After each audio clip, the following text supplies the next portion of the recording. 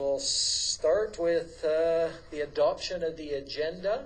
We have one addition for sure, 8.2, the face covering bylaw. And I also wanted to add under 17 personnel into a closed session. So that would be two additions to the agenda. Is there anything else to be added? Oh, do I need to give the sections at this point, or when we make the motion for it, which is sections 24 and 17 of the FOIP Act? When you make the motion. Yeah, when we do the motion. Okay. Oh, oh, that's mine. All right. Anything else? Seeing none, all in favor? Carried. Moving on to no scheduled delegations, so we'll see if Chris wants to be a public delegation. No? All right, then we'll move right on to our fire chief's report. And Councillor Gilroy. Hey, I move that council receive the fire chief's November 2020 report for information. All right. So we'll turn it over to our chief for any comments he'd like to make. I guess I'll just start off with a couple of bullets here. This time of year, end of November, so November 30th is actually our statistical year end. And with that, I basically tallied up our numbers, and our total calls for this year were 161 calls. As compared to last year, we were 138 calls. On the report, if you want to flip over the page, you'll actually be able to see a graph that identifies both the call volume in reference to county areas and town areas. And the second one is the time on the call, which is the person hours spent. Okay, so if you look for the town structures, we had a total of 121 hours of person time looking after those types of calls.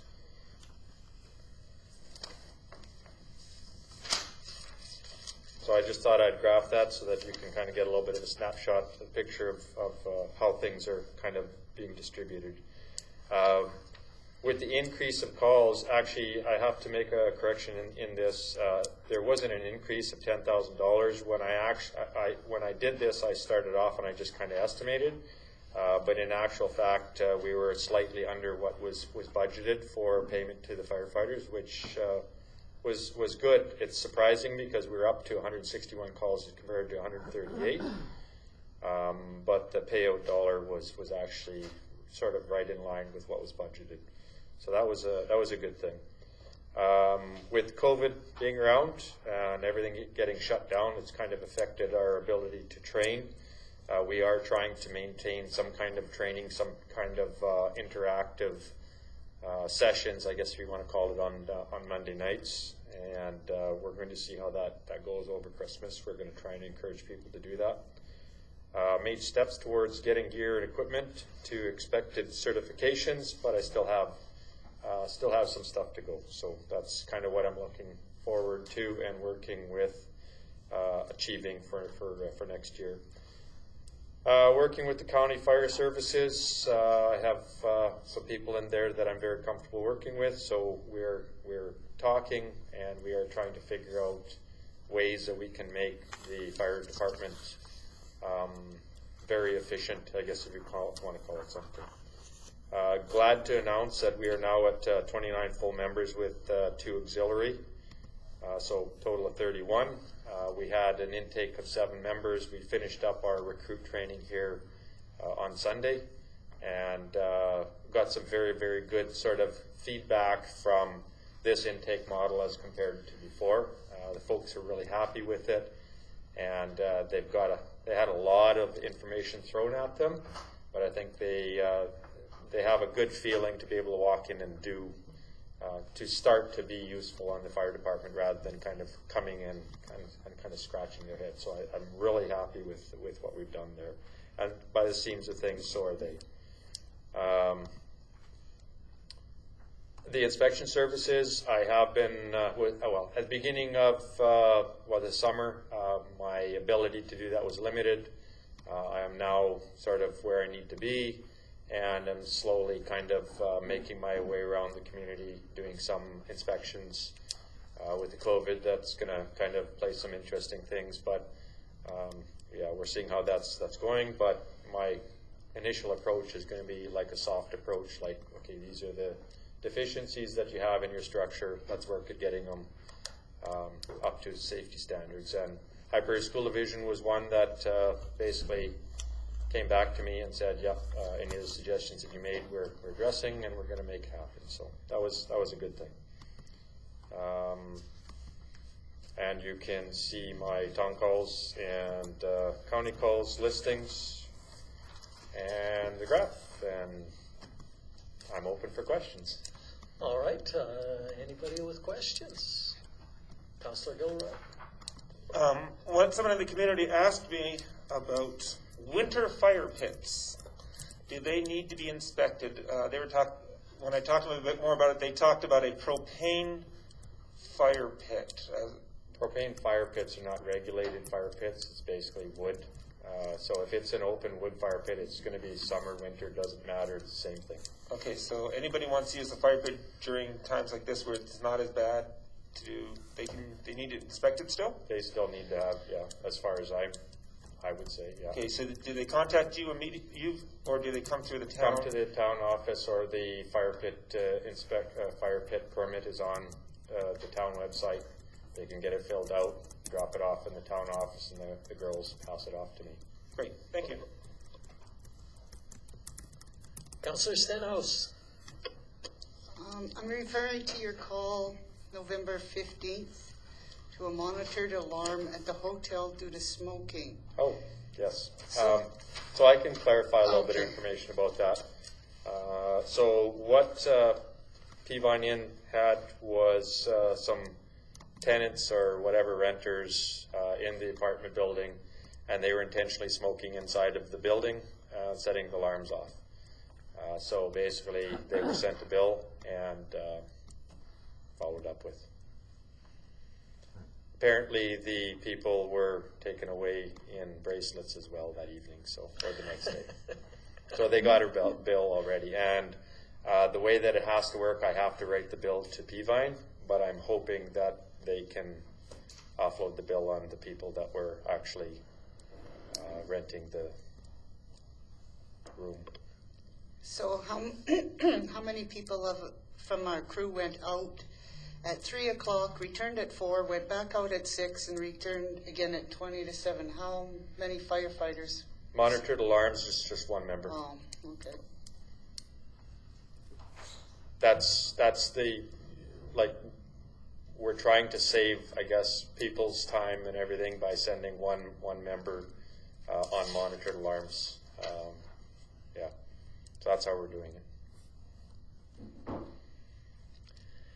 Yeah, you can see there's a lot of false alarms in the town, like the number of calls was 50 over the year. That's a lot of... It is, and false.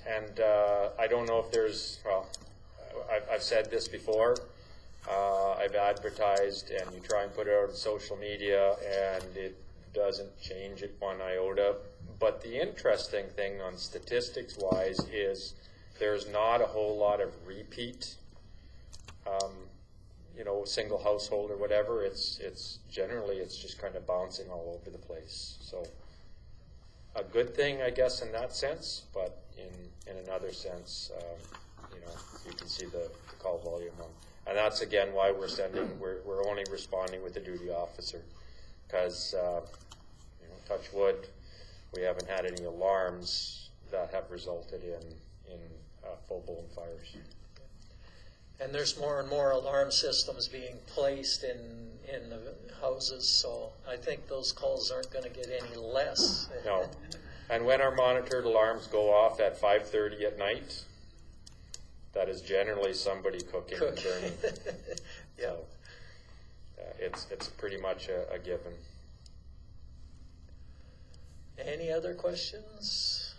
I had one, and it sort of relates to you've been working with the county, and which is great, but wondering how we're coming with our emergency response plan and working on that.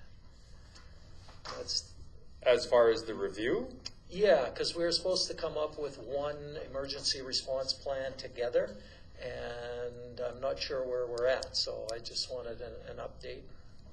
as far as I know, well, I haven't heard anything from Jamie Coots. We sat down with Jamie. He's doing both the fire services review and also the emergency services. We're supposed to be getting a draft on December 15th for the fire services review. And as far as the emergency services altogether, as far as the EOC, I can't say that I've been privy on that information. Okay. Rod, do you know any more about that? Or, so who's looking after that within the town? Well, Big Lakes County is, Taking, He is working on it at the moment. Yeah, that's what I It said, just like, he's doing both, won't be ready but for I a bit. don't know when the expected. But once we get this draft and we've got, like you're talking that you're only. he's looking after the fire component. Who's looking after the rest of it once we get it on the 15th? Jamie Coots is still doing the emergency services, but I don't know where that is on his plan of But- schedule. Yeah, Once we get, so the draft is only going to be the fire component? I believe Not- so, yes. Not the whole thing? yes. Oh, okay. Yeah. So if you could, sometime find out what the timelines are on that would be good. Because we're quite late on getting that, or it's been dragging on for a while, so it'd be nice to have that updated. Okay, Councillor Gilroy. Actually, this is more of a question of you, Your Honor. I just have a quick question from you. Is that the one that works when this is done? Does that go to Padolansky and then we work it all together? Is that? Yeah. Okay, so that's on the SGSS and the two councils and the fire department all get together on? Yes. Okay, just want clarification. Yeah. There is a schedule that he has, like tentative for next year of training stuff that's going on, and eventually, I think in springtime, he's looking at having a live mock incident and stuff like that. Oh, okay. So it's out there, but where it is, I haven't heard anything. Okay. Well, if you could find out for one of the Yeah. upcoming meetings would be great. No other questions? We had the report moved for information. All those in favor? Carried? Yeah, thank you.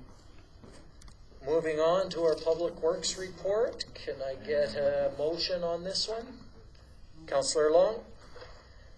That council received the November-December 2020 Public Works Report for information. All right, thank you. And I'll turn it over to our superintendent to highlight anything you'd like to bring to our attention.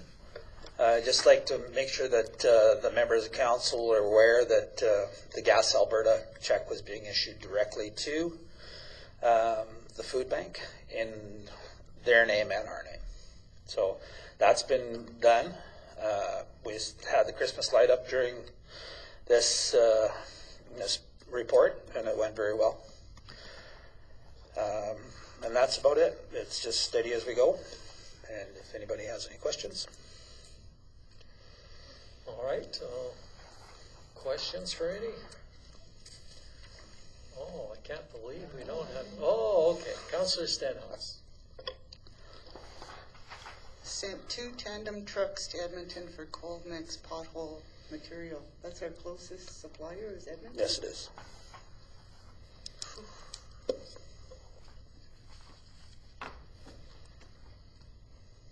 Okay. Anything else? All right. Yeah. All right, I see none. So we have a motion for information. All in favor? Carried.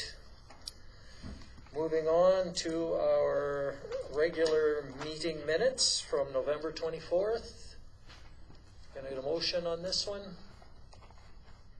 No. Councillor Gilroy? Just speeding it along here. The council approved the minutes from the November 24th, 2020 regular meeting of council as presented. Anybody see any errors or omissions? Seeing none, all in favor? Carried. Moving on then to our new business, and 8.1. Can I get a motion on this? Councillor Danaka. Make a motion that council call a special meeting to be held on December 15th, 2020 at 7 p.m. to review the proposed interim 2021 budget and capital projects. All right, thank you. So I think we know we had already sort of been planning on that one, but I think one of the things that we need to discuss on that meeting is how do we want to meet? Do we want to go back to Zoom meetings, or do we want to continue on with this format with somewhat social distance and wearing masks? What are people wanting to do? Councillor Gilroy. I would say that if we meet like this, I'm fine with meeting in person. With masks, we have protocol. I'm fine with that. Okay. Consider a social gathering? No. So I think it's going to be. So I think It's not a place of worship. Maybe I can think of other words. Business meetings were sold out. So I think there's going to be more information that probably comes out tomorrow. I think it was vague in a couple of those pieces. So if we can get council's wish, and then once we get additional information, likely within the next couple of days, we may not have the option to comply with your request. But if we know what you are looking for, then we'll look at what comes out tomorrow from the province from a more detailed perspective and see if we can accommodate you. So I just need maybe that flexibility from the administration side, because you probably can't go against what the... Yeah, obviously, if we can't get together, we have to go to Zoom. If that's the province saying that's a given. So you'll let us know. And if not, is everybody else all right in meeting in this manner? If it's acceptable with the province. Okay. I just wanted to make sure we know that. So that's one issue. Is there any other issues, concerns with the date, time?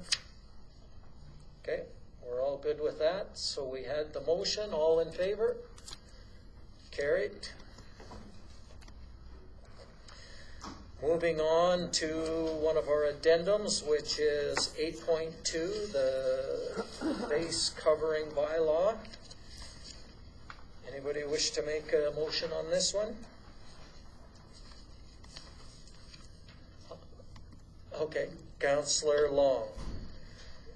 That council amend the mandatory face covering bylaw section 1, paragraph 2 to say if the provisions of this bylaw have been enacted in accordance with section 1, the provisions remain in force until the number of active COVID-19 cases within Big Lakes County is reported by Alberta Health Services to be less than 15 for 15 consecutive days.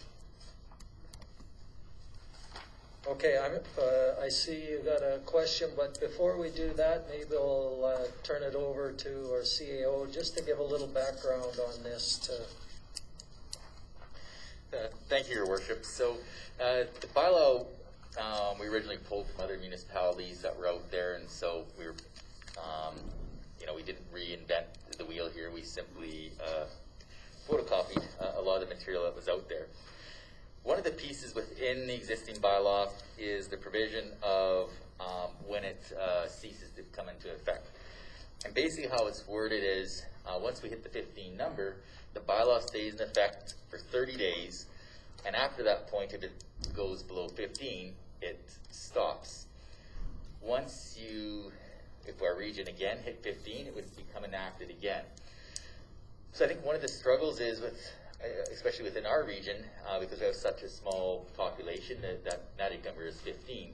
And as we've seen the past few days, we hover around that 15 number. So one of, I think, the concerns is, let's say, because we got enacted on the 6th, January 6th goes by, let's say we still have 15, and then let's say the 10th, we have 14. Okay, so we've been pretty steady or above 15 for so long, but after 30 days, all of a sudden we hit 14, and we do a bunch of advertising saying that the face bylaw is no longer in effect. Then the next day, January 12th, we get 15 again. And then we enact the bylaw again for another 30 days. I think that'd be very confusing for our public. And so making this amendment, what it would in fact do is, if we have a history of being under that 15 for at least a prolonged period, we have some assurance that when we lift the bylaw, we're not going to be hopefully putting it in place again 24 hours later. So it's to hopefully maybe even out that on again, off again type thing. Is it completely necessary? It's not completely necessary, but maybe from an administrative perspective and maybe ease of maybe the public understanding this might be a little bit more palatable. So our administration is recommending that a change something like this be put into the bylaw. And as far as there was no magic to the numbers as far as 15 days, the 15 cases is a set number that you've established before. The 15 days, really I just thought it's easy to remember, 15 days, 15 cases, because there's so many numbers floating out there, so that's, there's no magic to that number. Thank you. Okay, Councilor Gilroy, you had a question? Well, now that we've enacted it and we found out that we've become an enhanced zone at a lower number, I just want to know from the council. I've received a number of people saying they're very confused because they thought when we became an enhanced area, it was masking. And then we said, no, it's when you get to 15. And so I'm just wondering how the rest of the council, since we've just put it in, I'm not saying we turn it away. I'm just saying I'd like some feedback on, since we opened this up anyway. Okay, I'd like to deal with this question first before we open up an entirely different question. But let's talk about what we would want as a date for removing the bylaw, and then we can go to your question, because it's a fair question, but still with one question at a time. So do people want to, instead of putting 30 days, would you rather go with 2 weeks with, or 15 days with less than 15? Or do you like it at 1 month?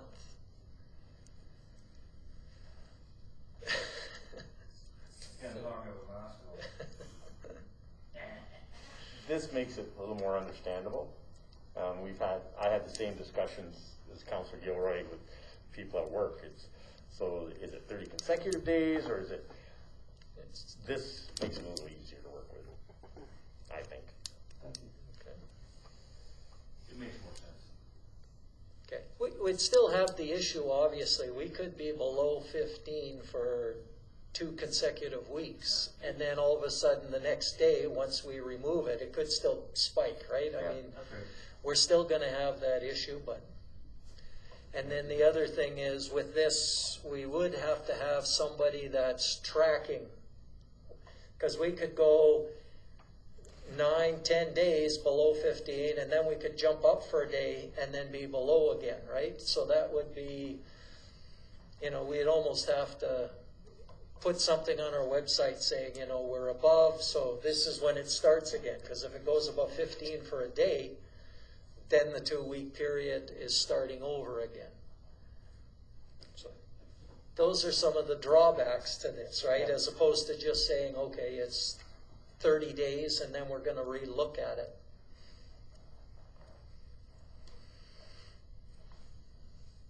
So any other comments on what you'd like to see here?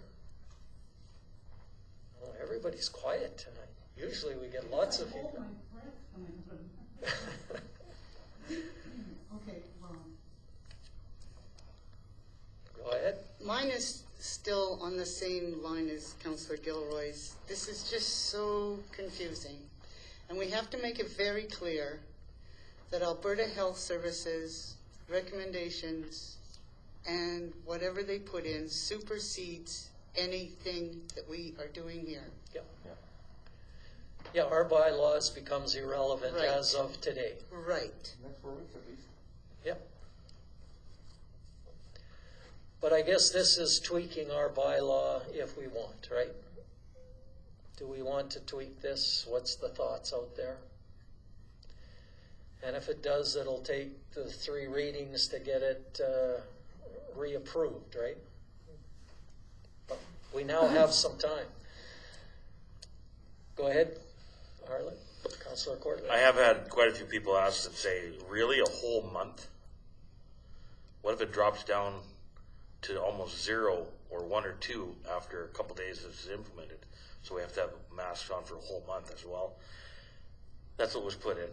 I mean, we'll look at it, but the 15 days I think is more acceptable or more easier to figure out. You know what? And it's easy to explain as well, right? It makes sense. 15 days, 14 days, or 12 days is probably better. But I'm just, I don't know. What's the right number, right? Yeah. Usually quarantine is 14 days, so 10 days. 10 days now. 10 days now. So they changed it to 10 days. Yep. See, I didn't know that. I thought it was still 14. So why 15 if the quarantine's 10? Right? What you might as well make it 10 or 12. I don't know what's, I don't know. Other than it's an easy number because 15 and 15, like you say, right? Well, it makes sense though. But if quarantine's 10 days, I don't know, food for thought. I like it though. Councillor Gilroy? Well, considering as well the rumors of where all the cases are and that 15 might be fairer for our community and not 30. If, through reliable sources I've been told that a good portion of them are not in our part of the county. And so putting it down for the people in our community would make more sense. To put it down to 15 as opposed to 30. And people who wear masks will wear masks, and people who don't, well, they'll probably be glad to take their mask off as soon as possible. Well, and this may get the masks off quicker, or it might take it longer, because it could go for, this could be on after 30 days, it could be, you could remove the masks. If we have to realize that if it's for 2 consecutive weeks, and let's say we're, 2 consecutive weeks and we've gone 28 days and we're just about to get there and we have a blip, now it's another 2 weeks where if we would have had the old one, it could have been over at 30 days, right? So, it could go either way, which one's easier to understand and work with. But I do think my opinion is, if you're below 15 for 2 weeks, you're probably not going to spike up. Therefore, it's less likely to go into effect and then back out on there. So I sort of like it. And my thoughts is I like 2 weeks versus 15 days, but that's just my thoughts on it. 15 days is just another extra day, and I do understand 15 and 15, but people understand 2 weeks pretty readily too. Maybe it should be 10, 10 days because that's quarantine, but. It should be a little bit more than quarantine. Yeah. 15 is good enough. Okay. Just for clarity on, I just went on the website here because it is, just like everything else, it is confusing. You keep reading and reading. So isolate or quarantine. You must isolate for 10 days if you have a core symptom, or quarantine for 14 days if you get a close contact or confirmed case. So again, another 2 numbers that are out there that just cause additional confusion. So they 10 do is- have 14 days. 10 and 14. So there's two different numbers. For AHS and 14 if you don't. Okay. Good point. All right, okay, so we've got it, or we're good with the 15 days, is that the gist? Okay, and then we wanted to talk about the other issue about the number. Should the number be 15 or should the number be 10 if we're dealing with a change? So, like how many we need before it comes in? Should it be when the province moves us to enhanced status? Which is it 11? 10. Yeah. 10 we moved to enhanced status, and we had our masking bylaw at 15.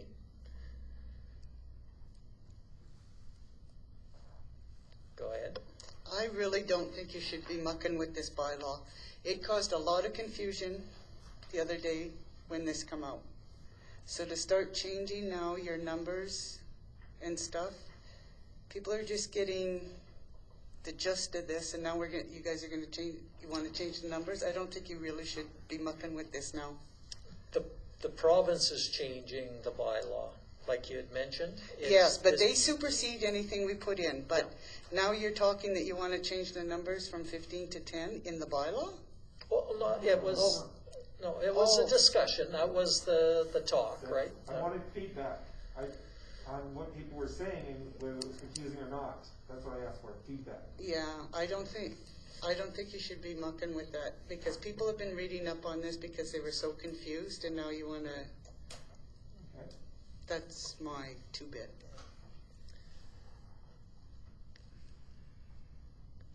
I think 15 gave people a chance to try to watch and keep it down after we hit 10. It brought it on. I'm happy with the 15 number. So, but, okay, go ahead.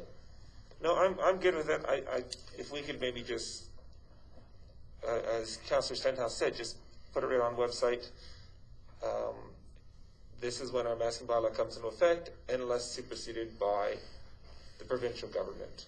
And then people would know that it doesn't matter whether you're enhanced or not. It's if the provincial government says it's automatic for like the next number of weeks, like the province has done today. So just put, this is our mask. It starts at this one, at this number, and then just the look like you have on most of these websites where you can look at the stuff.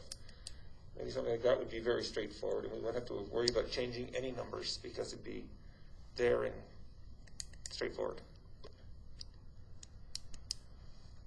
Okay. Any other comments on this? We had the one motion to move to 15 for 15. Are we still good with that, or do we want to change to 15 for 2 weeks or 14? No, it's 15 for 15 is the motion. Made by Councillor Long. Okay. All in favor? Opposed? It is carried. Moving on to agenda item 13, CAO's report and action list. Can I get a motion here? Everybody's Councillor Long. That council received the CAO's Rod Reisling's report and action list for information. All right, I'll turn it over to Rod for any comments he wants to make, and then. I think the big piece really is the announcement today and what that means to city operations. I think the key one is definitely the arena is going to be closed for an additional period of time. The last notification was that we find out on the 15th whether there was going to be further closure. The announcement today basically says as of the 13th it's going to be closed for at least an additional 4 weeks. So that time span has been expanded, and in addition to that, as of the 13th, the pool will also have to close. So I think those are the two biggest things. As far as other things with regards to the town operations, there's some talk within that document or the announcement today with regards to offices open and working from home and that type of thing. We have not been able to get complete clarification on what all that means. So as far as what happens with the town hall, town office, just stay tuned to the website and Facebook, and we'll communicate that as we learn more information over the, I guess, next few hours or next couple of days. Yeah, I think that's the big news. Okay. Questions, Councillor Gilroy?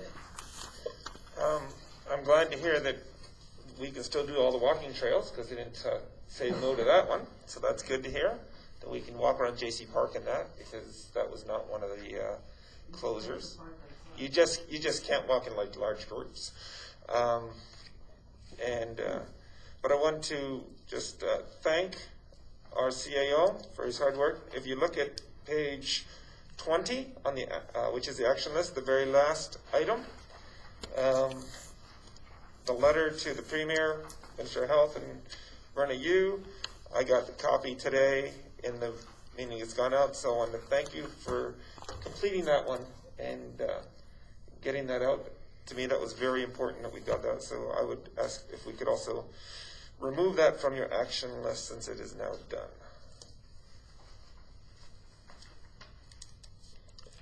Okay, any other questions? Councillor Danaka? The motion 365/20, did that property sell? No. So administration is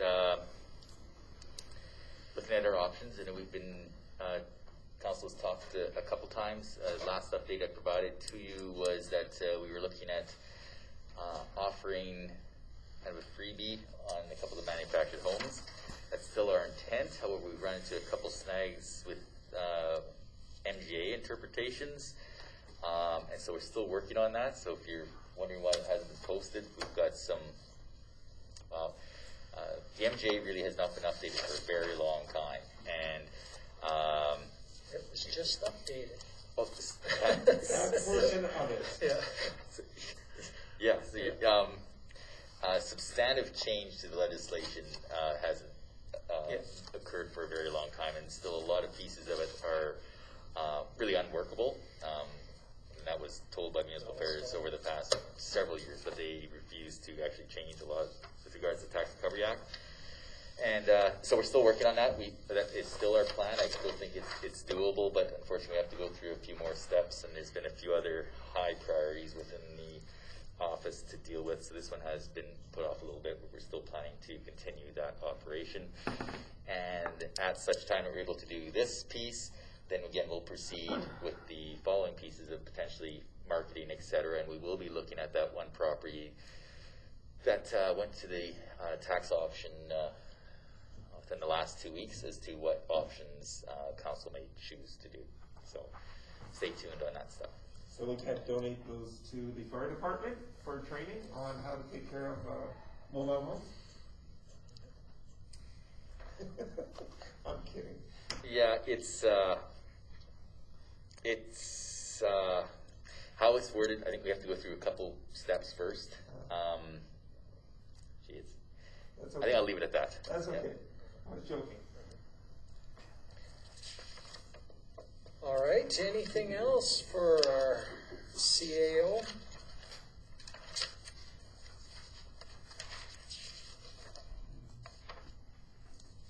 Seeing none, we had a motion for information. All in favor? Carried. Moving on to our FCSS report. Item 14.1, can I get a motion? I'm looking to my left this time. Councillor Stenhouse. The council receives the November FCSS report and monthly stats for information. All That right. being said, can I make a comment? Absolutely. So, when I read this package, on page 23, there's a letter there that it said please do not share publicly. And it seems that this letter has been printed in all the packages.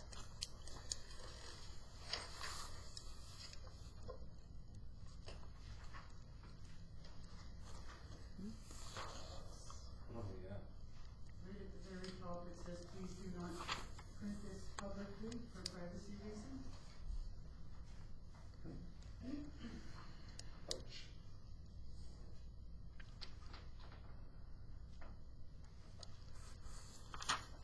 Okay. Yeah, yeah, I think. All right, and so, yeah, it looks like that was a goof on that one. No doubt. Yeah. All right. Any other questions or comments?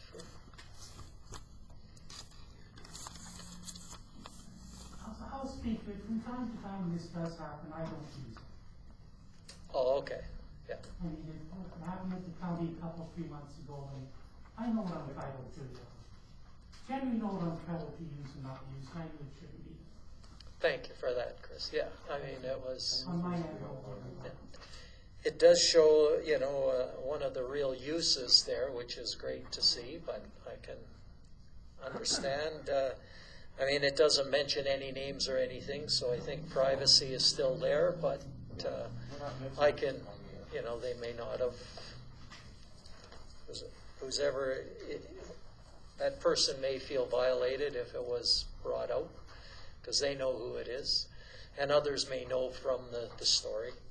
Yeah, it's just that I'm on the FCSS committee. Yeah. And I have a hard time giving you guys a report because of the confidentiality.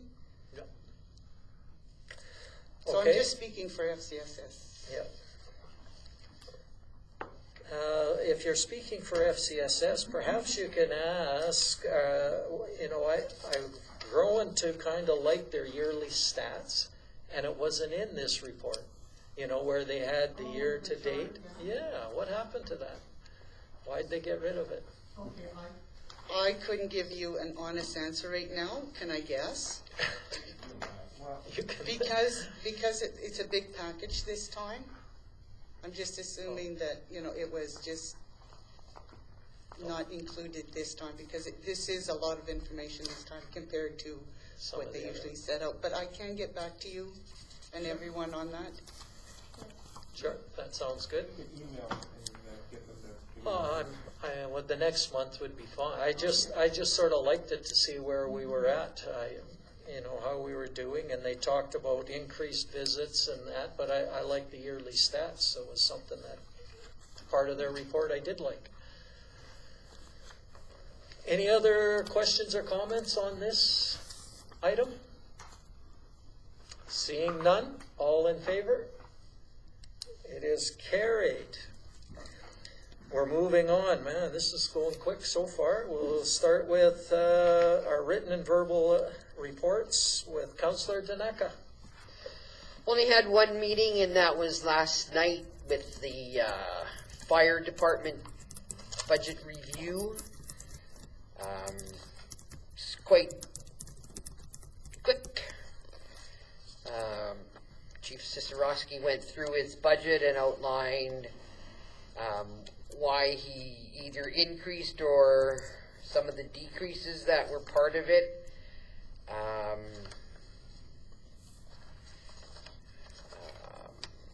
Basically,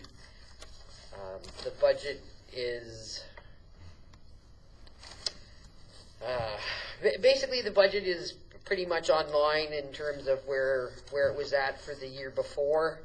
That'll be coming when we discuss the budget and the amounts that he's requesting.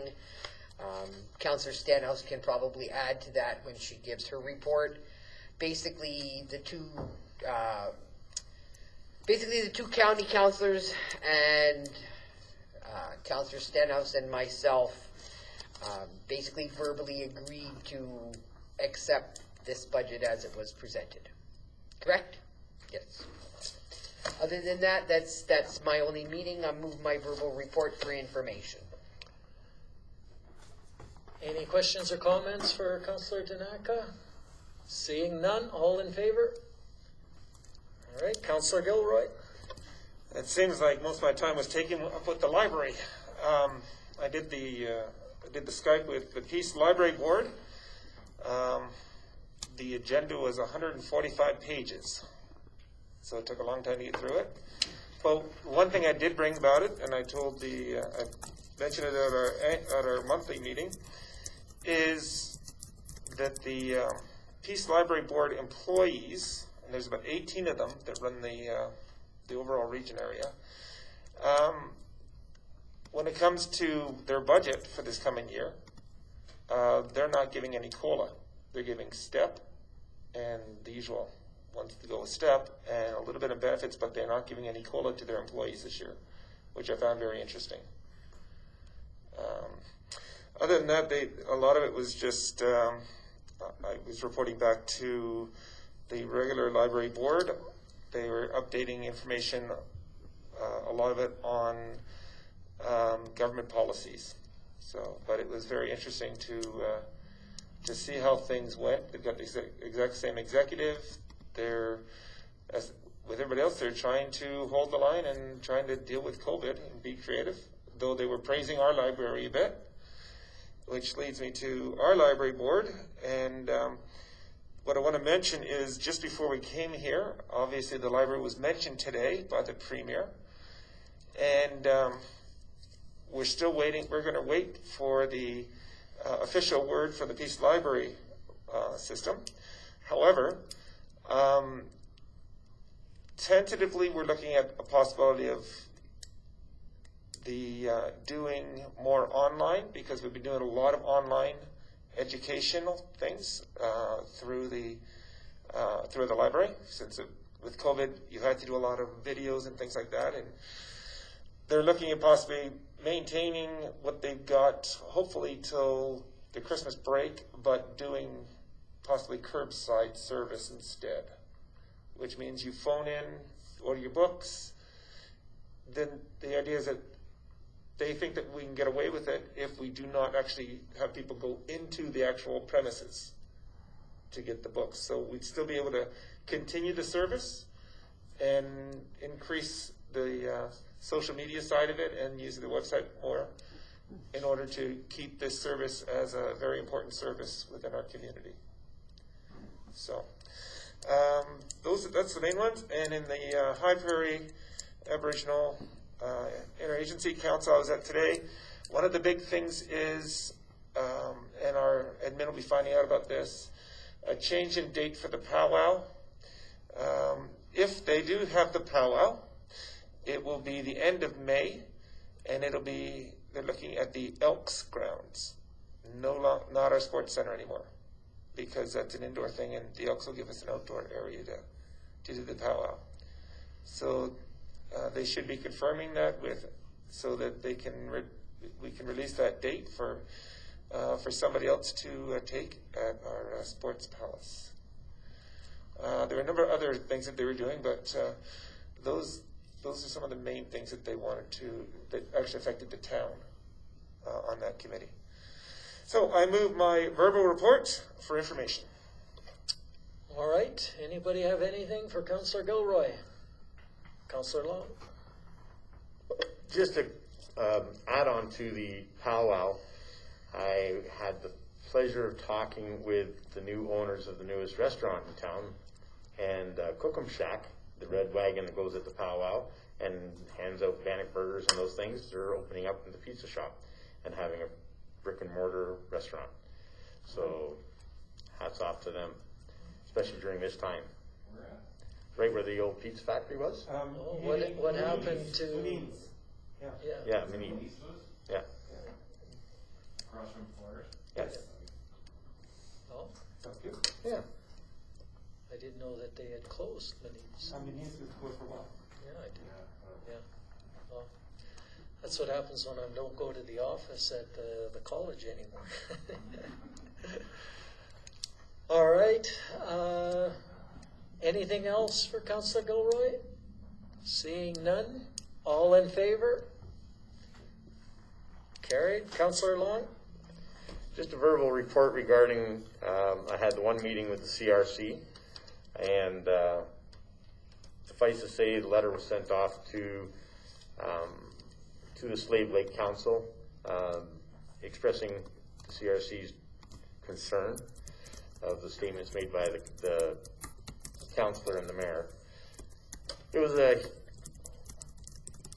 a really good discussion, and there was a representative from the Slave Lake Council as well, and she thought that maybe we were being too harsh. And that's okay, that's her opinion, but the letter was sent. So I don't know where it's at now, whether that individual is now removed from the CRC board. I'm not sure how that's working, but we'll find out.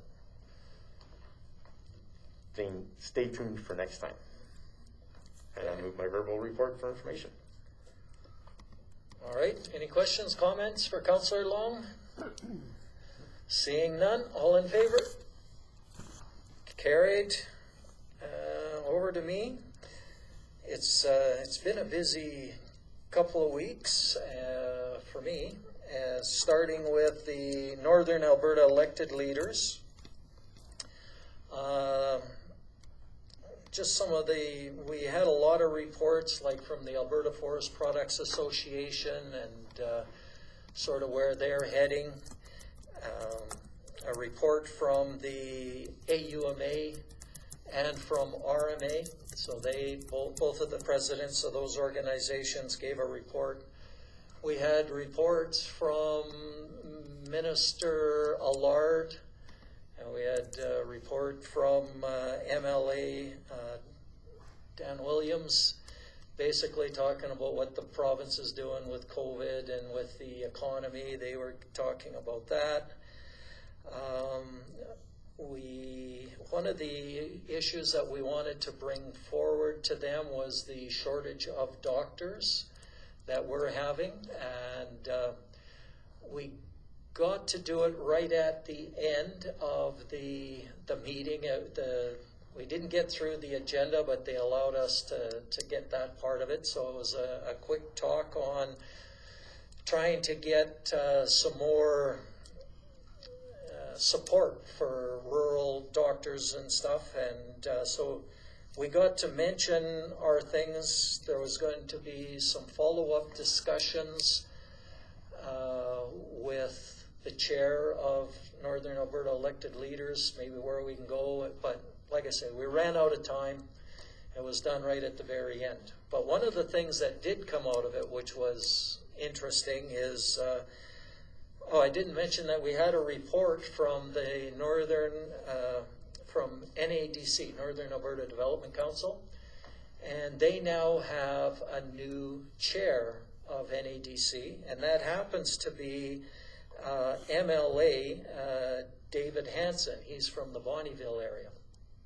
And when we mentioned the shortage of doctors and stuff, he chimed in at the end and said, we need to talk because this has been my passion since getting on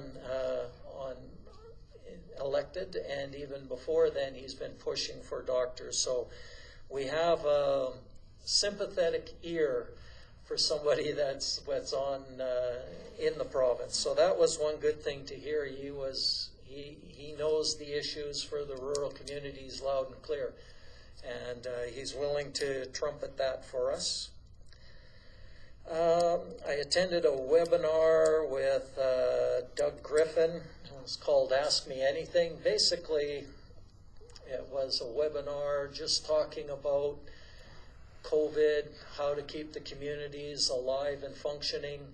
He's done that, you're all familiar with the 13 ways to kill your community. So he was very good, and I think, just to summarize, one of his big messages is that, you can't just keep shrinking. You've got to keep looking for ways to try and grow some things also within your community. Was his message there, is don't, everything's getting tighter and tighter, and it's easy to just cut. But his thing, if you just keep cutting, you're not going to grow in any way, shape, or form. It becomes this spiral. So try to find ways that you can grow and improve your economy even in these tough times was one of his key messages there.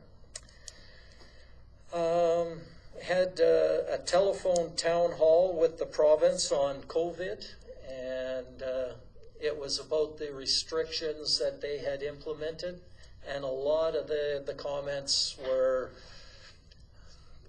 the bottom line was a lot of the sports organizations were asking, why is this, and can we get an exception for us because we're different?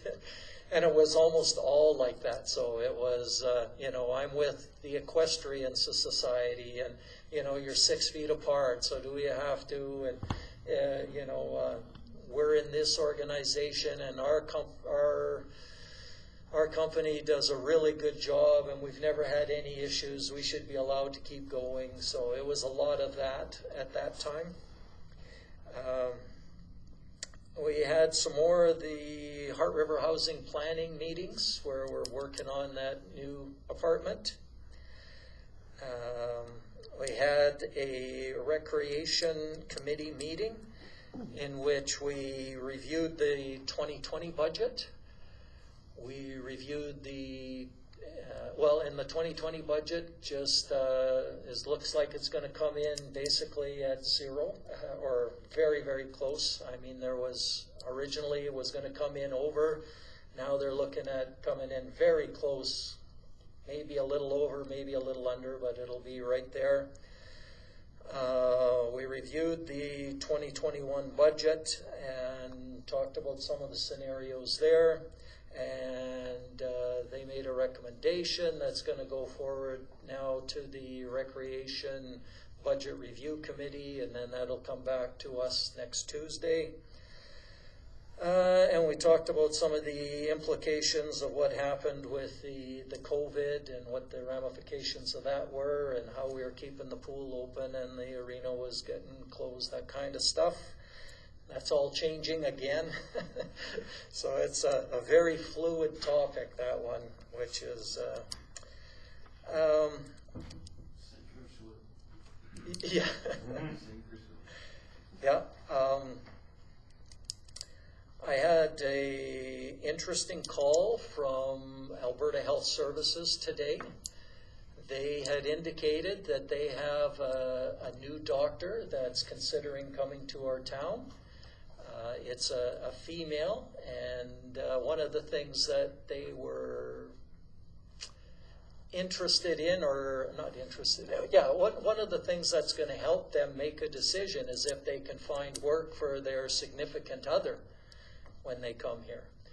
So they were asking, where were there some jobs, and linked them up with two of our biggest employers, which is Tolko and West Fraser, and said they might be looking for somebody. Gave them a number, but if anybody knows of somebody else that's might be looking for people, let me know, and I can pass that back on to them. The significant other was in South Africa. They were a lawyer. They're not qualified to do lawyering things in Canada, so they're looking for any other opportunities that they could do here that would. So, yeah. Maybe they could do some. Yeah, if they've got. You don't have to be legal to do that. What else have we got going on here? We had. I had a call today, as a matter of fact, on broadband from the company that gave us that price quote of $500,000 to run the backbone around High Prairie, asking where we were, and I sort of highlighted that and asked what else they could do, and if they knew if there was any money available through that new federal grant that we might be able to tie into. They were going to do some more digging, see what could happen there, but we also had an email.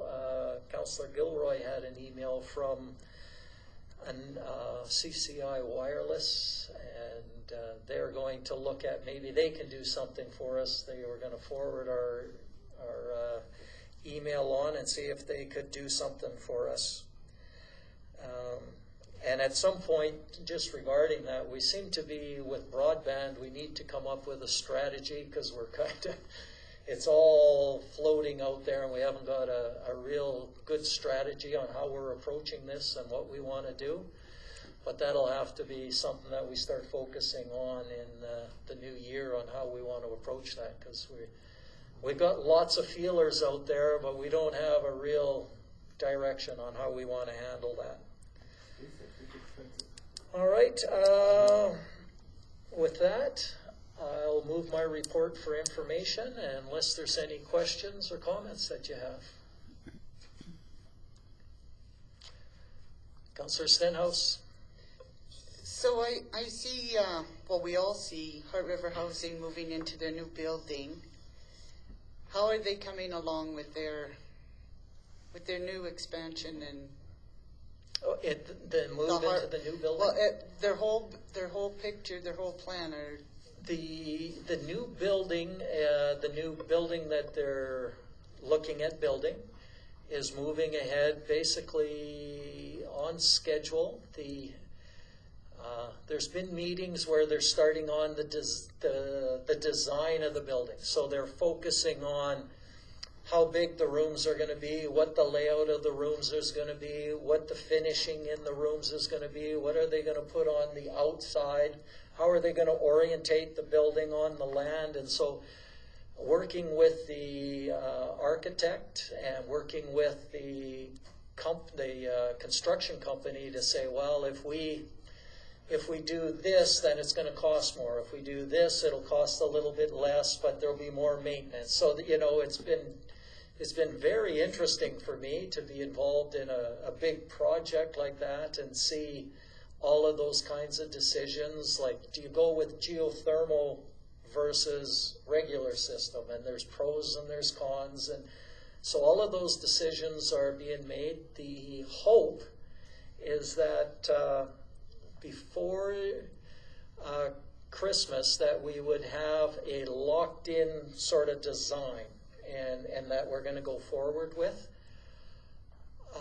We're going to be very close. Hopefully we'll have that design.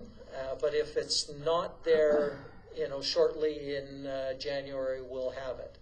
And that'll be the locked-in price and the design and everything. So then it's all done and all of the decisions have been made there.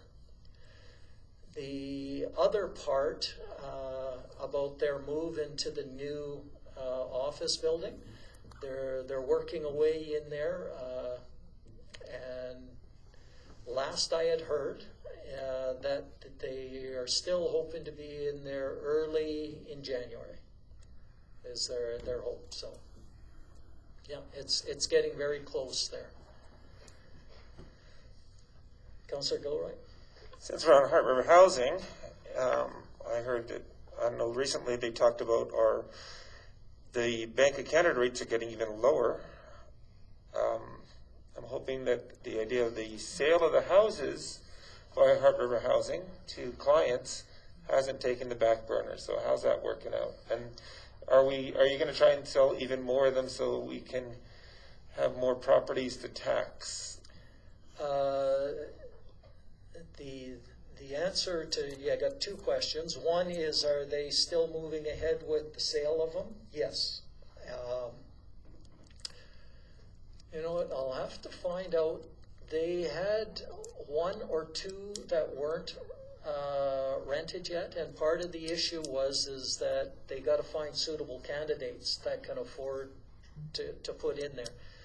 They had one that was going to be purchasing one, and then they lost their job. So that one fell through, and they're just continuing to be a client as opposed to one of the owners. Your second question regarding having more units converted over for sale, that's up to the province of Alberta. And at this point in time, they haven't given us permission to sell off any more of them. And like like I said, we're still got one, so it's hard to justify getting too many more until you can sell off those other ones. No, the only Yeah, reason I'll I just asked leave it. the only reason I asked that was because this council, for the last number of years, every time we've gone to AUMA, we have fought to reduce the number of units, and actually we're going the opposite way with that extension. Yes, it is for seniors, but we're going to have even more social housing, and we've lobbied for the last, since I've been on council, to have less social housing. So I just want to make sure that we're balancing the attack so that we would actually, we'll just say, encourage, motivate, find ways to empower people to be their own owner of their own place again. Yeah. There's some more things going on with the province that I think at this point they're all speculation. It's just talk, so I don't think it's even worth sort of bringing up, but it might change some of what you're talking about there also in how we're renting things and stuff like that if it comes through. And as things get, I don't want to start rumors at this point because that's all it is just rumors at this point in time. But yeah, any other questions? Seeing none, I move my report for information. All those in favor? It's carried. Councillor Courtley. I only attended the recreation meeting that you were at, so that's all I got. I move my verbal report for information. Councillor Long. You were all you were trying to beat the bullet. Okay. All in favor? Carried. Councillor Stenhouse. So I just was at fire budget meeting the other night, and I just want to put this out to all of you guys on the other budget reviews. Our fire department, as you can see, their calls have increased, and they're coming in asking less than what they did last year. They need equipment, they need bunker gear. So when you guys are reviewing your library, your museum, and your recreation, just keep in mind about our fire department, who's a real essential service here, who needs a lot of stuff and is coming in less than what they asked last year. That's all I have for my report. Do you want to move it for information? I'll move it for information. Any questions or comments for Councillor Stenhouse? Seeing none, all in favor? Carried. All right, that we'll take a break and then we'll do our confidential item.